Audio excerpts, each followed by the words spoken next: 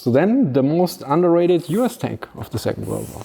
Oh, wait, I need to make the introduction. Make an introduction.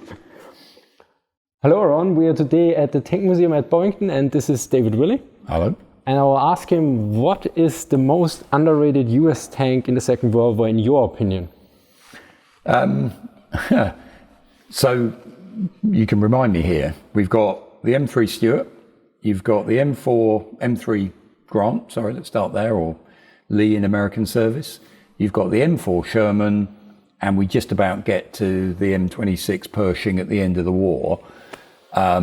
Forget some of those other smaller little things, Locust or whatever. So my argument there is there's not an awful lot of American stuff that's overlooked. The one I would just throw in there straight away is, because it's either the best thing since sliced bread or criticised enormously, I'd just go for the M4 Sherman, because it's just a vehicle that I would repeat, find out a bit more about it. This idea that the Americans, when they design it, they know 30 tons is a good weight limit because it's got to travel the Pacific, it's got to travel the Atlantic. Most docksides, they've done the homework, 30-ton limit on the cranes. So if we're going to have to ship this thing, there's no point in building a Tiger if it's got to go all around the world. So all those elements that go into the Sherman, and when it goes into service for the first time with British forces at Alamein, it is probably the best tank on the battlefield at that moment. So the terrible nature of concertinaing history and putting it like, we're all wise after the event, aren't we? You would argue the British carry on the development with the gun. We put the 17-pounder on it. So with that, probably the Americans, in hindsight, if they should have started a better gun program sooner, we've got 2 years before we see major improvements in the firepower on the Sherman. But actually, it's the tank, all these phrases you've heard before, good enough. It does the business. They can produce it to the Ford mass production systems in America, new factories paid for, the original one by Britain.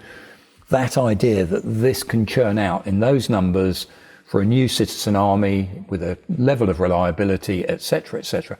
All of these boxes are being ticked, even if a modern tank nerd goes, but it's not quite as thick of armour as this one or something, tosh. That's the tank that does the business, just like the T-34 does for the Russians, and you can make them in the quantities Britain, Commonwealth countries, we can supply them to all the allies, that really does it for me.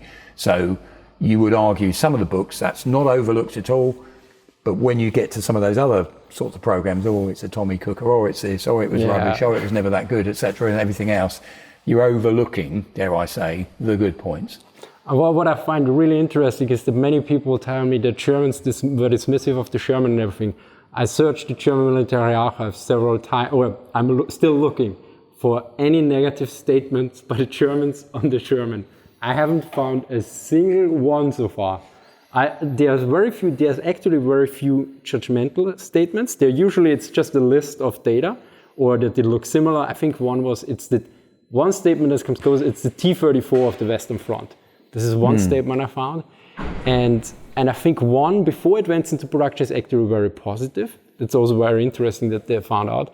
But generally, in the reports, they have, for instance, what I found interesting, you have a list of because the British named the Shermans with Roman numerals. Yeah, 1 to 5. And then they write the American designation. So they have a table how to translate from the different tanks. I think they made an error with the Firefly, but I'm not entirely sure.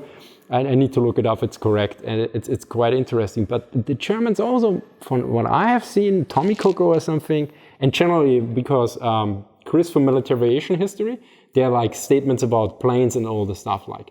And he always searches, like I do, for the original statement, and somebody said like the flying porcupine, stuff like this. And we haven't found, in many cases, any indication that this was a contemporary statement. For the Hetzer, we have something that goes into this.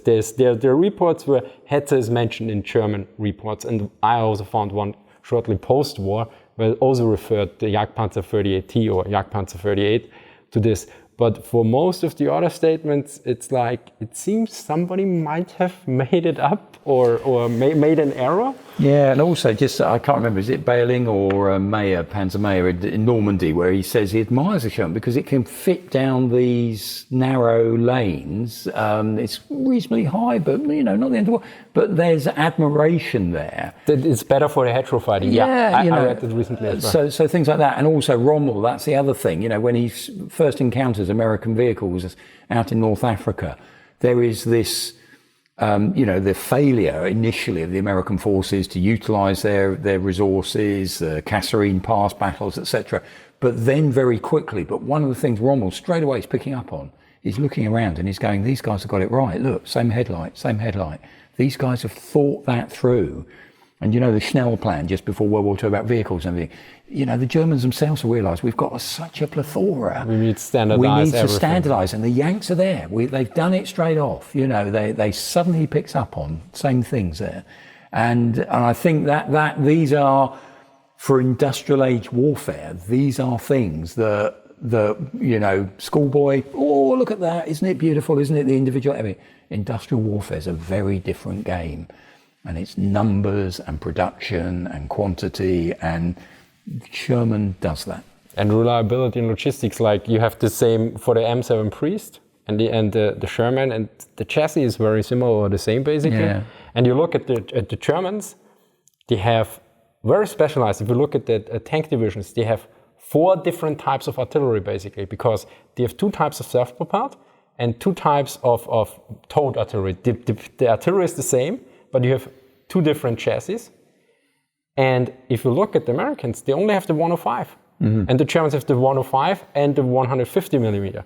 And I looked at the Soviets as well, and organic artillery units on the German versus Soviet versus Americans, there's no equivalent to the Hummel.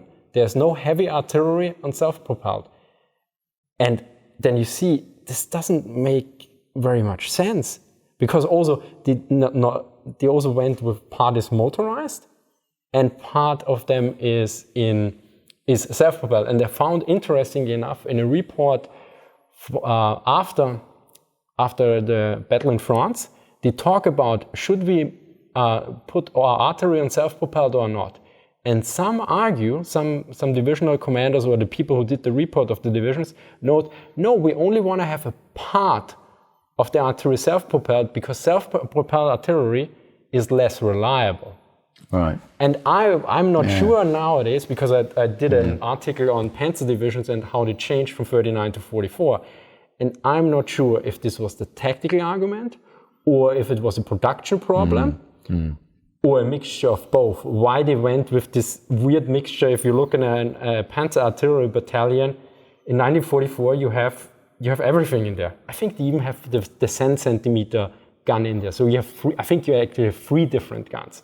And you look at the Americans, here you have a lot of priests. And that's the point there, you see, because Devers, the American general who comes to Europe, is reporting back to McNair, who's still in America, as the head of, he's looking at what do we want and need.